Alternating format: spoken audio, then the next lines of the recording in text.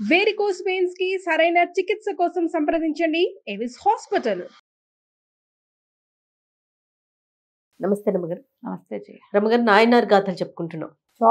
చోళ దేశంలో నినాదినాథ నాయనార్ అని ఒక నాయనార్. ఈయన అరిసోల్ అనే నది, ఆ నదీ పరివాహక ప్రాంతంలో ఉన్నటువంటి అక్కడ పరివాహక ప్రాంతంలో కుంభకోణం గ్రామం, కుంభకోణం ఇప్పుడు ఉందిగా, అక్కడ నివసించేవారట.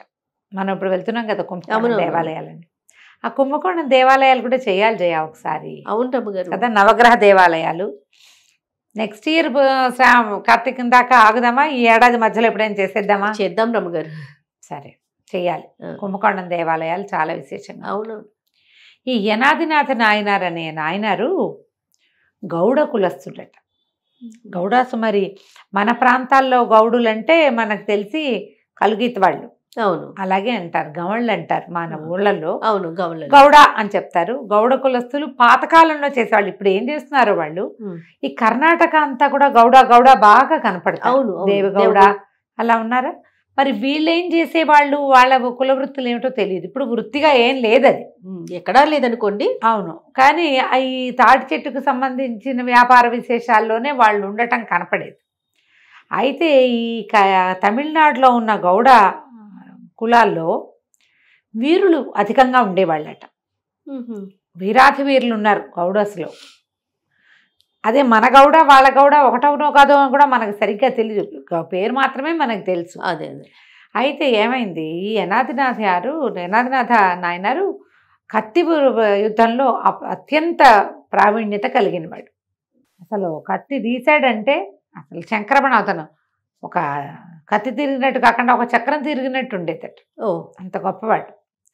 రాజకుమారులకి యుద్ధ విద్య నేర్పడం, కత్తిదా యుద్ధం నేర్పించడంలో ప్రఖ్యాతుడు అతను. బాగా డబ్బులు వచ్చేవట. అయితే ఈ వచ్చే డబ్బు ఇదేంటంటే పరమ శివభక్తుడు. దారిగుండా వెళ్తున్నాడు అనుకో, ఎవరైనా పట్టవర్ధనాలు ఇవి మన విభూది కట్లు కనపడితే వాళ్ళకి ఏదైనా తీసిచ్చేవాడు. విభూది ధరించిన వాడిని గౌరవించటమే విధి అండ్ అదే, ఏం లేదు. ఎంత డబ్బు వచ్చినా శివభక్తుల కోసమే ఖర్చు పెట్టేవాడు. పరమ తీవ్ర భక్తిపరుడు. యుద్ధం చేసేటప్పుడు అవతల వాడు విభూతి పుండ్ర ధరిస్తే యుద్ధం చేసేవాడు కాదు, అలాంటి వాడు. అయితే అతనికి యుద్ధాలు సాధారణంగా ఆయన దగ్గరికి రాలా. అదే, ఆయన విద్యా ప్రదర్శనలోనే ఉన్నాడు ఎక్కువగా. ఈ విద్యలు ప్రదర్శించేటప్పుడు ఏముంది, అలా ఏం ఉండదు కదా.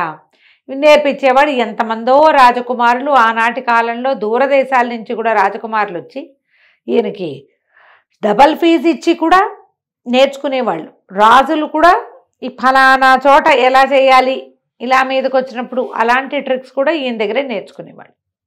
అయితే ప్రఖ్యాతులుగా ఉన్న వాళ్ళకి ఎప్పుడు శత్రువులు ఉంటారమ్మా, అకారణంగా. ఏంటి వీడికే ఇంత రావాలి, ఇప్పుడు కూడా ఉన్నారు, వీళ్ళకి ఎందుకు ఇంత పేరు రావాలి, మనలాంటి వాళ్ళే వీళ్ళు ఎందుకు ఎక్కిపోవాలి, అలా అనిపిస్తూ ఉంటుంది.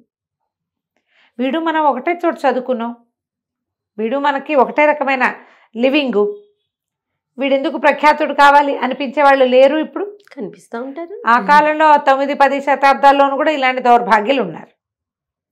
ఎవడి కర్మానుభవాన్ని బట్టి వాడికి కష్టం కానీ సుఖం కానీ వస్తాయి, అది ఉండదు. అవునండి, ఆ మాయామోహితులుగా ఉంటారు ప్రజలు. అయితే చాలామంది ఈయన మీద కచ్చగట్టి ఉండేవాళ్ళు. వీడు అంతు చూడాలనిపించేది, వీడికి శాస్తి చేయాలనిపించేది, అలా ఉండేది మనుషులకి. వీళ్ళలో అతిశూరన్ అనేవాడు ఒకడు ఉండేవాడట, గౌడ కులస్తుడే అతను కూడా. అతనికి ఎలాగైనా ఈ నాయనారిని జయించాలని ఉండేది. సాటి వాళ్ళని ఒక 10 మందిని మంచి కత్తి యుద్ధ వీరుల్ని చేరదీశాడు. సొమ్ము ఖర్చు పెట్టేవాడు వాళ్ళ మీద. ఇతన్ని జయించాలని పెట్టుకున్నాడు. ఒకనాడు ఆయన ఇది చేసి వస్తూ ఉంటే, నది నుంచి స్నానం చేసి వస్తూ ఉంటే కత్తి లేని వాడి మీద, నిరాయుధుడి మీద పడ్డారట. ఆయన సమీపంలో ఉన్న వెదురు పొదలోంచి ఒక గడ తీసి దాన్ని కత్తిగా వాడి 10 మందిని దొళ్ళగొట్టేశాడు. పిచ్చగా కొట్టేశాడు. కత్తిలాగానే పడుతుంది, ఆయన చేతికి పొల్లొచ్చినా అంతే, ఇంకా అది కత్తే.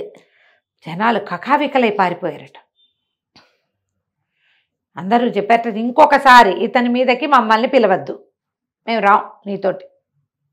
నీకేదైనా శత్రుత్వం ఉంటే ఇప్పుడు శత్రుత్వం లేదు, ఒట్టి పుణ్యానికి వీడంటే నాకు మంట, అందుకని వీడిని కొట్టడానికి తీసుకెళ్తున్నానని చెబితే ఎవడైనా వస్తాడు? రారు కదా.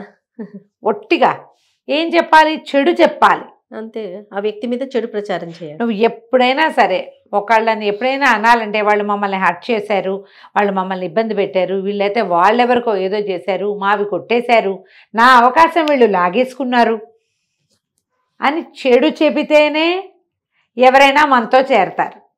ఒట్టి పుణ్యానికి వీడిని చూస్తే నాకు అసూయగా ఉంది, వీడి శాస్త్ర చేద్దాం రండి అంటే మిగిలిన వాళ్ళని మన ఏమంటారు వాళ్ళు?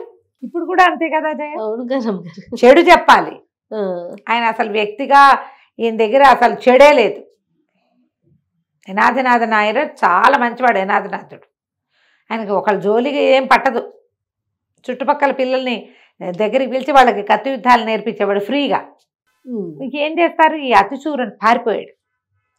కొన్నాళ్ళకి తాకిన దెబ్బలన్నిటినీ మందేసుకుని మళ్ళీ యుద్ధానికి వచ్చాడు. ఇంతమందిని కాదు, ద్వంద్వ యుద్ధం చేద్దామని కాగితం రాసి పంపించాడు. ఈయన కూడా ద్వంద్వ యుద్ధాన్ని పిలిస్తే కాకూడదు. ద్వంద్వ యుద్ధం అంటే చేసి తీరాలి. సరే వచ్చాడు. ఆయన కత్తి తెచ్చుకున్నాడు, ఈయన కత్తి తెచ్చుకున్నాడు. ఈ అతిశూరను ముఖానికి ఇట్లా ఒక క్లాత్ అడ్డం పెట్టుకుని కళ్ళు ఒకటే కనపడుతుంది. ఇద్దరు యుద్ధం మొదలుపెట్టారు. ఇంకొక నిమిషంలో అతిశూరని పని అయిపోయింది. ఇతను ఏం చేశాడు? ఈ ముఖానికి అడ్డంగా ఉన్న ఆచ్ఛాదనని తొలగించేసేట. తన కత్తితో తనే తొలగించుకున్నాడు. తొలగించుకునేసరికి అతిశూరన్ ముఖం మీద ఇక్కడి నుంచి ఇక్కడికి ఇట్లా చక్కగా కనపడుతుంది విభూతి. అక్కడి నుంచి జబ్బల మీద వస్త్రాలు చింపేసుకున్నాడు. 2 జబ్బల మీద విభూతి, ఇక మోచేతుల దగ్గర ద్వాదశ పుండ్రాలు ధరిస్తారు కదా, జబ్బల మీద, తర్వాత మోచేతుల దగ్గర. ఎప్పుడైతే ఈ వస్త్రం తొలిగి విభూతి పుండ్రం కనపడిందో ఒక్క నిమిషం ఉంటే పీకొత్తరించేబడేదే. కత్తి వదిలేసేట. బా, శివభక్తుడి మీద కత్తి ఎట్లా ఎత్తుతాం? వీడు భక్తుడు అయ్యాడు. ఇప్పుడు వీడు నిన్న పెట్టుకోలేదు, ఇవాళ ఎందుకు బొట్టెట్టుకున్నాడని అడగకూడదు ఎవరు. నేను నిన్నటి దాకా వేరే వేషం వేసావు, ఇవాళ ఈ వేషం వేసావని అనకూడదు. ఇవాళ వాడు బొట్టు పెట్టుకుంటే వాడు భక్తుడు అయిపోయినట్టు, భగవంతుని అనుగ్రహం లభించింది వాడికి. వీడు ముందు యుద్ధం చేసినప్పుడు వాడికి విభూతి పిండి కట్లేం లేవు, ఇప్పుడున్నాయి. బ్రహ్మాండంగా పెట్టుకున్నాడు, ద్వాదశ పుండ్రాలు ధరించున్నాడు. విభూతి భస్మధారణ చేస్తే ఎవడు భస్మధారణ చేస్తాడో వాడు భగవంతుని వాడు అయిపోయినట్టే. కత్తి వదిలేశాడు ఈయన. కానీ అతిశూరను ఒప్పుకో ఇజ్జయిలా. ఆ కత్తి తీసి తన కత్తితోటి ఈయన్ని పొడిచేశాడు. యనాథనాథ నాయర్ని డొక్కలో పొడిచేశాడు. పోటు వెనకాల పోటు పడేసరికి శివ శివ శివ శివ అంటూ పరమేశ్వరుడే కొట్టినట్టుగా భావించి దెబ్బలు తీసుకున్నట్టు. మరి బొట్టు పెట్టుకున్నవాడు సాక్షాత్ శివుడే. 4 పోట్లతోటి శివ అంటూనే ప్రాణం వదిలేశాడు.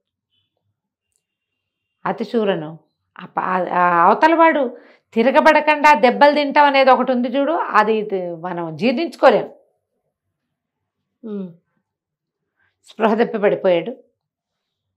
కొట్టేశాడు, పొడిచేశాడు, కానీ స్పృహ తప్పిపోయాడు. ఆ దాన్ని తనని వదిలేస్తాడని చేశాడు. చూపించింది ఎందుకు? తనని వదిలేయటం కోసం. కానీ ఎప్పుడైతే ఆయన ఊరికే కత్తి దించి వెనక్కి తగ్గటం కాకుండా కత్తి వదిలేశాడో దొరికిపోయాడు ఈయన. ఆకాశం నుంచి విమానం వచ్చి ఈయన్ని పరమేశ్వరుడి దగ్గర తీసుకుపోయిందట. ఆ విమానం రావటం చుట్టుపక్కల చోద్యం ఈ యుద్ధం చూడడానికి వచ్చిన వాళ్ళందరూ చూశారు. ఎవడైతే ఈయన మరణానికి కారణమయ్యాడో అతిశూరని మాత్రం చూడలే. విమానంలో ఆయన ఆత్మని తీసుకెళ్ళిపోవడం, ఆ తర్వాత ఆయనకి శవ సంస్కారం చేయబడింది. ఇలాంటి కథలు ఉంటాయి. ఎంత అద్భుతమైన కథలు కదా రమ్మగారు. ఈ కాలంలో ఉంటుందంటే ఇది అన్ని కూడా కలియుగంలో జరిగినవే.